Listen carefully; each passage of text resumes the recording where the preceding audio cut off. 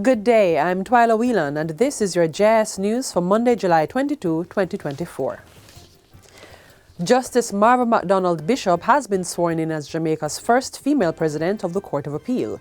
She took the oath of office at King's House on Thursday, succeeding Justice Patrick Brooks, who retired from the position. Justice MacDonald Bishop was invested with the Order of Jamaica (OJ) during the swearing-in and investiture ceremony.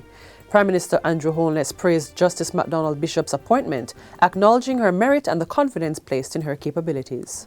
Your swearing in today marks a historic moment for our judiciary and for Jamaica, as you become the first woman to hold this prestigious position.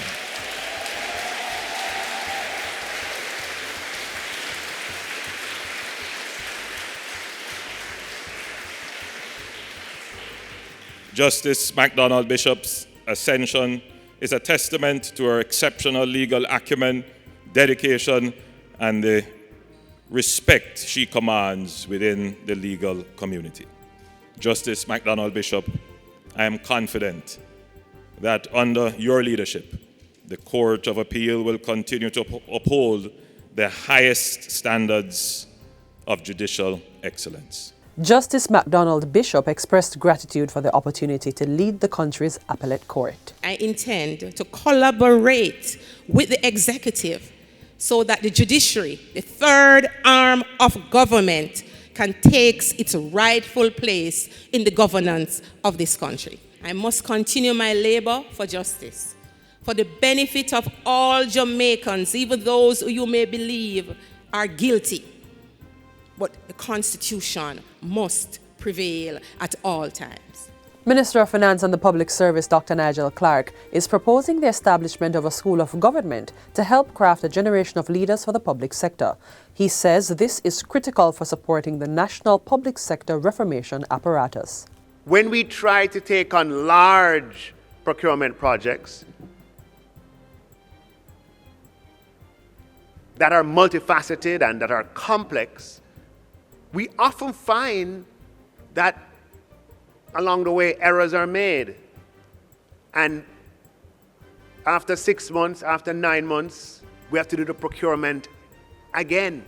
So with the complex layers of laws, rules, regulations, procedures that have come from our ambitious, multidimensional reform program, we're going to need to specially train our own cadre of future public service leaders. Dr. Clark was addressing the recent Mind Regional Public Sector Leadership Development Conference held at the Jamaica Pegasus Hotel.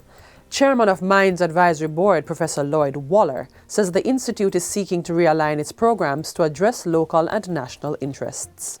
So these are the issues and trends that we at Mind are also monitoring, trying to evaluate what the future of leadership will look like with a view of evaluating our own product offerings, our own courses, so that we can be able to better retrofit the public sector with the needs and the skills and the capacities and the capabilities to be resilient workers, to be workers who are in sync with the world that we live in today. Work is to begin this week on the Troy Bridge in Trelawney, with the structure slated for completion within a year. This follows Cabinet's approval for a $231 million contract to replace the bridge, which collapsed in 2021 during the passage of Tropical Storm Grace. Communications and Customer Services Manager at the National Works Agency NWA, Stephen Shaw, gave the update last week during an inaugural meeting for the Troy Bridge project. The process has been quite engaging. We have had to do quite a bit of technical work, and we're happy to be at this stage now where we're having this inaugural meeting where we're setting out some of the nuts and bolts that are in the contract for execution. The Troy Bridge links several communities in Trelawney, Manchester and St. Elizabeth, and Mr. Shaw says it's being designed for resilience. Iron steel is going to be driven into the ground. We are going to be creating a cap on which the base of the triple cell culvert is going to be built.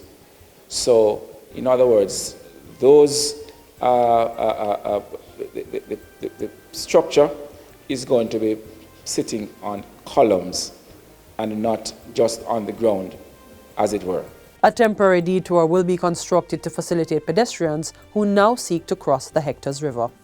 The Ministry of Agriculture has procured $900 million worth of fungicide for distribution to farmers affected by a significant outbreak of yam rust disease, which is posing a major threat to the sector.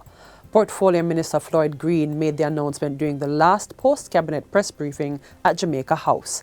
The yam rust disease is caused by a fungal pathogen and has been identified in various farming communities across the island. Research indicates that the primary symptoms include yellow spots on the upper surfaces of leaves, which can severely impact crop yields. We've been working with our yam farmers around yam rust disease, which has presented itself in Jamaica. And we had dispatched a team from RADA, from Bodles, our research and development unit, to look at how we can help our farmers cauterize the spread of yam rust and clearly save their crops. Coming off the Prime Minister's announcement of a $300 million allocation for fogging and other mosquito control measures, vector control activities across the island have been intensified. Minister of Health and Wellness Dr. Christopher Tufton gave an update during a press briefing on Thursday. He says southern parishes, which were among those most affected by dengue cases in the last year and greatly impacted by Hurricane Beryl, have been prioritized for interventions. We intend to engage an additional 400 vector control workers to bring the current number of temporary workers to 1,000. They will be assigned to high-risk communities to identify and treat breeding sites. In addition, they will assist with the fogging activity. Fogging activities have been extended to 7 days a week and are being conducted both in the morning and evening, with special emphasis on urban centers and high-risk communities. Dr. Tufton says private pest control operators are also being engaged to further strengthen the fogging activities in areas most needed. We are engaging private pest control operators to the extent that they are available to further intensify the fogging activities in areas most needed. Up to this point, we are targeting approximately 10 private contractors.